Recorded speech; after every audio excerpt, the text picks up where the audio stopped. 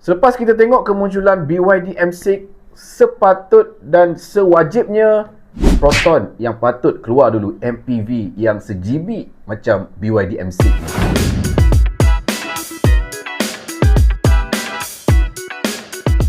Assalamualaikum dan salam sejahtera. Okey, seperti mana yang kita tahu, BYD M6 baru dilancarkan, yang mana model MPV yang berada dalam segmen C ini adalah sebuah EV. Kalau kita tengok daripada segi design, exterior, interior, comfort dan juga size dimension ya, very practical. Tapi masalahnya dekat sini, BYD M6 ni adalah sebuah MPV EV.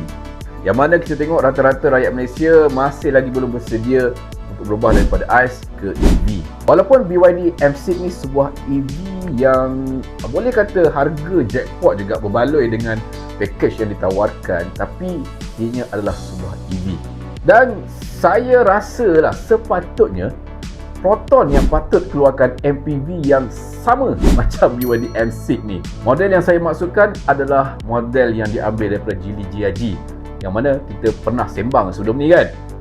Dan sampai sekarang saya masih yakin model Geely GIG ni kalau di-rebatchkan sebagai model Proton yang menjadi pengganti untuk model Proton Exora, confirm laku teruk. Sebab kalau aku perasan kebanyakan netizen walaupun dia masih lagi belum bersedia untuk bertukar kepada EV, tapi selepas kemunculannya BYD M6, mungkin 30 ataupun 40% rakyat Malaysia mungkin akan beli BYD M6 ni sebagai kereta EV pertama mereka, disebabkan dengan package yang ditawarkan dan harga yang menarik pada BYD M6 ni.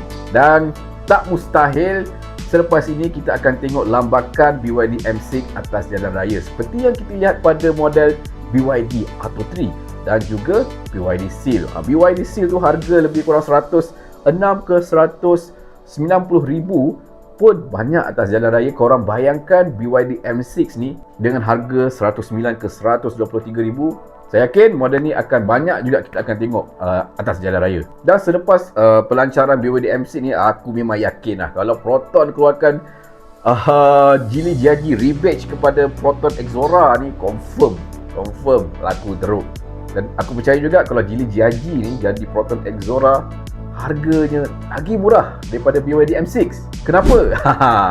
Sebab kalau kita nak compare antara BYD M6 dan juga Geely GIG ni, dia sebenarnya dalam segmen yang sama, sebuah MPV dalam segmen C, yang mana kedua model ni dalam lingkungan MPV yang bajet juga. Daripada segi size dimension lebih kurang je sebenarnya. Kalau tengok untuk BYD M6 ni, dia punya panjang 4710 mm, manakala untuk Geely GIG aka Proton Exora dia punya panjang lebih kurang 4709 mm. Wheelbase BYD M6 2800 mm. Untuk Geely GIG dia punya wheelbase 2805 mm. 5 mm lebih panjang sikit berbanding dengan BYD M6.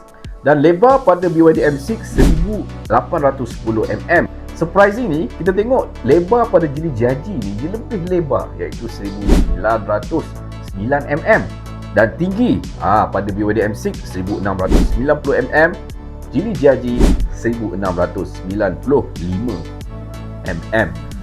Daripada keseluruhan kita tengok comparison antara BYD M6 dan juga Geely GIG ni, boleh kata lebih kurang sama, cumanya Geely GIG ni dia lebih lebar sikit berbanding dengan BYD M6. That's why aku kata antara kedua model ni dia sebenarnya berada dalam segmen yang sama, bajet yang sama. So kalau Proton bawa masuk Geely GIG ni aka Proton Exora generasi yang kedua, confirm harganya lebih kurang, saya jangkakan lah, mungkin harganya dalam lingkungan 95 ke 105 ribu ringgit.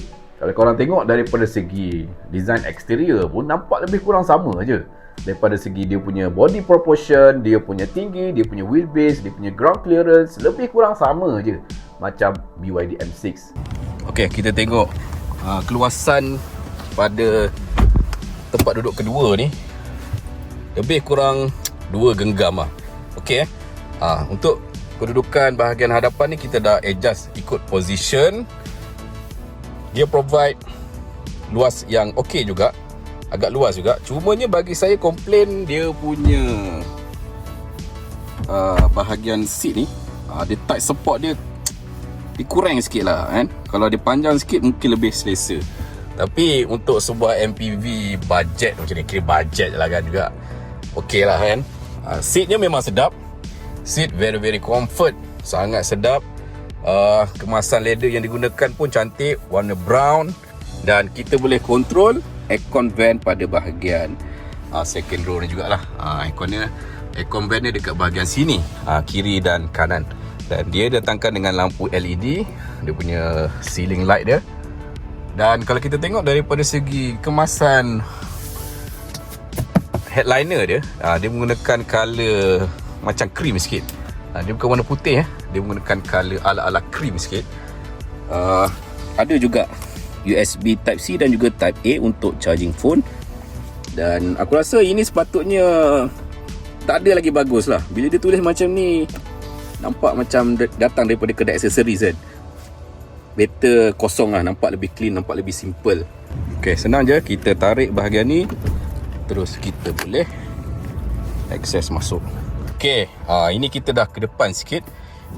Tempat duduk kedua ni, kita dapat ruang kaki yang sebesar ni juga. Okay, ini position yang asal tadi. Kita try duduk, pun masih ada ruang lagi. Bagi aku daripada segi tempat duduk bahagian belakang ni, memang boleh duduk lah untuk penumpang dewasa. Untuk long distance mungkin max sejam setengah, 2 jam. Lebih daripada tu mungkin kita akan rasa lebih penat lah. Sebab apa? Ini dia, kaki agak tergantung sikit lah. Dia punya kerusi typical lah untuk sebuah MPV yang mempunyai keluasan macam ni kan. Seperti yang kita lihat pada Toyota Veloz dan juga Toyota Azza. Tapi overall, tempat duduk bahagian belakang ketiga pada BYD M6 ni, penumpang dewasa boleh duduk, tak ada masalah. Ada cup holder kat sini, ada aircon vent juga pada bahagian third row ni. Kadang-kadang kalau korang tengok untuk keluasan kabin pada GD-GRG second row lebih kurang sama je macam BYD M6 ni, sebab dia berkongsi panjang wheelbase yang sama, 2800mm dan juga 2805mm. Cumanya dia punya bahagian suhu kontrol ni digital, nampak lebih canggih sikit lah kan. Dan untuk bahagian third row pun lebih kurang sama macam BYD M6. Sekiranya seat depan ni kita ke depan sikit, kita akan dapat lebih kurang sama je daripada segi keluasan second dan juga third row. Dan untuk BYD M6 ni, dia hanya ada 7-seater provider, kita tak ada 6-seater. So dia punya, apabila seat ketiga dan juga seat kedua ni diturunkan, kita akan dapat flat punya lantai lah. So untuk letak barang lebih luas, lebih convenient, lebih sesuai lah. Sebab dia rata terus kan. Which is, ini adalah membuka sebuah MPEV yang very practical untuk orang yang nak cari sebuah MPV, sebuah EV pada masa yang sama. Dia ada function sebuah kereta EV dan dia provide keluasan yang very practical, dan juga seat yang ditawarkan juga sangat-sangat sedap diduduk. Kalau korang tengok daripada segi side profile ni pun, dia lebih kurang sama kan design pada GD-GRG. Macam aku cakap tadi, dia mempunyai size dimension yang lebih kurang sama, wheelbase yang lebih kurang sama, panjang yang lebih kurang sama. Cuma GD-GRG ni lebar sikit, BYD ni dia kurang lebar sikit. Tapi daripada segi overall size lebih kurang sama je. Yang menariknya untuk GD-GRG, dia punya interiornya nampak lebih mewah, lebih premium, lebih modern, lebih cantik lah berbanding dengan interior yang terdapat pada BYD M6. Dan mungkin Proton ada reason tersendiri kenapa tak bawa masuk Geely GRG ni untuk menggantikan Proton Exora. Instead menggunakan Geely Okavango yang kita tahu sekarang, Proton X90. Proton X90 pun daripada segi package memang bagus, cukup menarik. Cumanya mungkin daripada segi harganya yang agak kurang mampu milik sikit lah. Kita tengok tadi daripada segi wheelbase lebih kurang sama, cumanya 5mm lebih panjang pada Geely GRG. Kalau kau tengok daripada segi keluasan kabin, okey, kau tengok keluasan kabin pada BYD M6 ni boleh gambarkan keluasan kabin yang lebih kurang sama je antara Geely GRG dan juga BYD M6. So aku rasa BYD dia ambil langkah yang bijak membawa masuk model BYD M6 ni sebab BYD mungkin dah buat research tentang kehendak dan keperluan rakyat di Malaysia yang mana memerlukan sebuah MPV yang praktikal dengan harga yang mampu milik. That's why BYD bawa masuk model BYD M6 dengan meletakkan harga yang boleh kata berbaloi dengan package yang ditawarkan. RM109,000 korang dapat package seperti BYD M6 ni, bagi aku cukup berbaloi ya. Dan aku yakin juga BYD M6 ni mungkin menjadi satu model pertama untuk korang yang tengah tengok video ni untuk cari ataupun cuba kenderaan EV.